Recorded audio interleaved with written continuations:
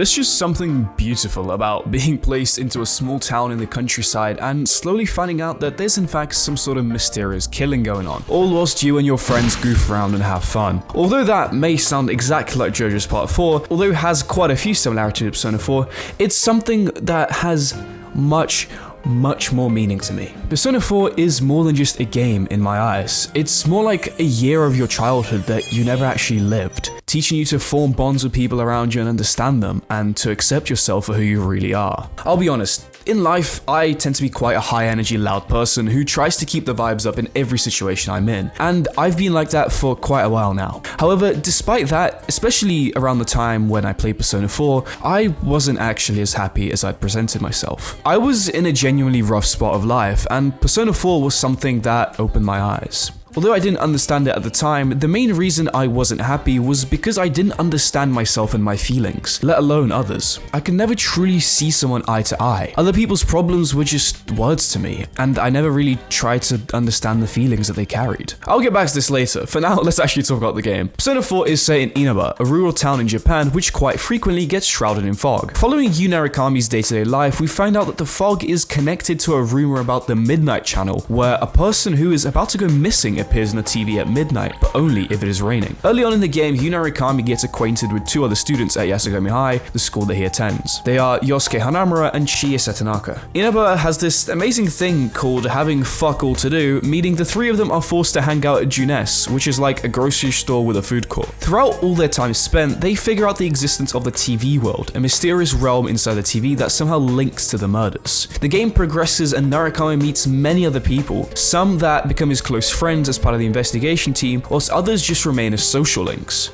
Now, the social link feature is where, in my opinion, Persona comes to shine. Whenever you have free time, you can choose to spend it with certain characters who are available, and the more time you spend with them, the closer you get, the blinder your eyes get with how bright the link level up animation is, and the more they open up to you. And this is exactly the part of the game that I think helped open my eyes. The social links in Persona 4 are insanely well written. You can genuinely imagine these as real people, with the exact same experiences and problems. For example, Dojima, struggling as a single father trying to balance his work and look after his daughter after his wife's passing, and him, especially as the guardian of Narukami, opening up to him was something that really spoke to me. Even people like your parents, or honestly anyone you look up to, they also have their own insecurities and struggles. They too have times where they don't know what to do, and like anyone else, they sometimes just need someone to talk to. Dojima had been keeping all of this in just for his daughter's sake, and although to some he may look like an irresponsible father who works all day without a care for his daughter, he in fact was just trying his best. At the time, I wasn't someone who cried much at shows, games, or just media in general, but during Dojima's social link, there were multiple times when I was tearing up. Not because I was sad, not because I was angry, but because I was glad that Dojima could finally get at least something off his chest. Matter of fact, I was close to tearing up when I was writing this part of the script. There are many more examples of social links that I fucking adored in Persona 4, accepting the death of a loved one, finding your purpose, understanding who you are, facing your past. They're all different things that the people you stand side by side go through, and you help them reach the light at the end of the tunnel. I'll briefly touch upon another social link. Naoki Kanishi, whose sister Saki Kanishi got murdered quite early on in the game, is quite emotionally distant and tends to push people away, mainly because of how everyone just pities him. They also gossip about him and his sister's death the moment he's not around. Narukami, or the player in this case, takes time to listen to Naoki's true feelings and doesn't force anything onto him. Over the course of the social link, Naoki is slowly able to overcome his sister's death and finally manage to cry it out and mourn the loss. He goes as far as communicating with his classmates to stop treating him differently and finally finds an ambition to follow, having completely moved on from Saki's death. The final time you hang out with Naoki, just before you max out his social link, he tells you a story about how when he and Saki were young, and they were at a river, and Saki crossed that river, leaving Naoki behind because he was too scared to follow, with his next line being, "There's a river separating us. Sis is gone, and I'm still here. Sis has crossed over to the other bank, and I'm still on this one. No matter how much I cry or piss my pants, I know she isn't coming back." When he said this, I fucking cried, man. I fucking cried. All this time, I was helping Naoki get over his sister's death, but in reality, I was the one who wasn't over it. It's not just that the protagonist helps all these people get over their problems, but they likewise help Narukami. Well, no, scrap that. They help the player.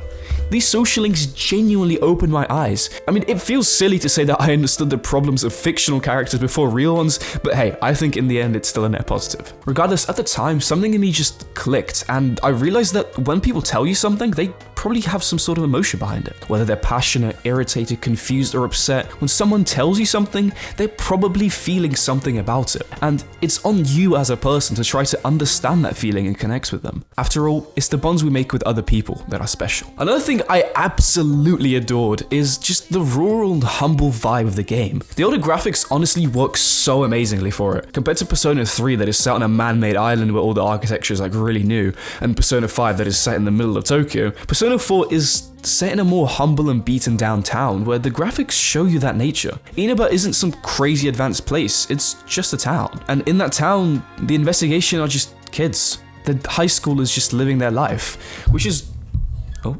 why I also love the contrast between the whole murder investigation mystery going on and the group just spending their time having fun. Because at the end of the day, they're all just living their lives, possibly even the best years of their lives. And this is another thing that I took from the game. I myself am still young, so why should I concern myself with so many things when I can just relax and enjoy my life? Of course, this doesn't mean abandoning my responsibilities, because after all, the investigation team was still fighting through the TV world, saving people from being murdered, and ultimately found the killer. But at the same time, they weren't shy to enjoy their life and spend time with their friends. I think this subconscious mentality is honestly why I've had so much fun recently. I started university at the end of September, just over 3 months ago now, and those months have genuinely been the best fucking months of my life. I've had so much fun and made so many great memories, but most importantly, I've met some amazing people that I can see eye to eye and try my best to understand them. People who I know will stand by me when I'm going through something, and they know I'll stand by them when they are too. If I hadn't played Persona 4, I really don't think I would have had such an amazing time at uni. Well, maybe that would have meant that I would have uploaded more, but we won't mention that. Pretty major spoilers from here on out, so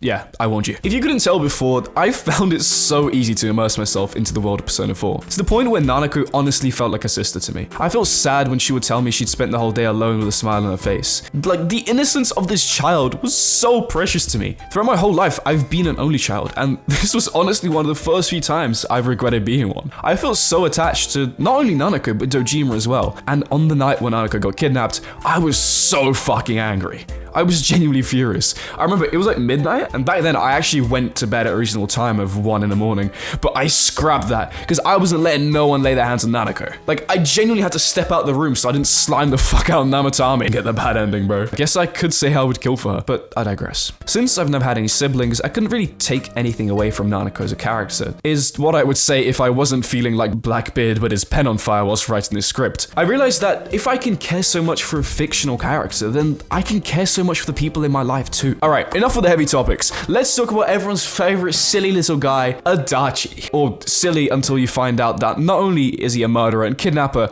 but worse, he's an incel. Adachi, in my eyes, is actually an amazing antagonist, which is furthermore amplified by the talented voice acting skills of Johnny Young Bosch. He portrays Adachi's twisted He portrays Adachi's twisted fuck, I can't say it. Anarchy. It goes through the word anarchy. He portrays his personality really well, but also hides it just as well in Adachi's day-to-day life, where he isn't known as the murderer he secretly is. Such a shame that the 3 investigation team members with a brain decided to step outside for a minute and instantly figure out who the murderer is. Also, I'm just gonna say this now because I genuinely didn't know where else to put this in the script, but Naruto is so fucking cool. Like, I low-key copped that and it's become a part of me now, bro. Like, I was out bowling with a friend and this guy he deadass asked me, bro, why are you dressed like Naruto Shirogane? I was speechless, bro. I genuinely had nothing to say because I was looking exactly like Naruto, bro.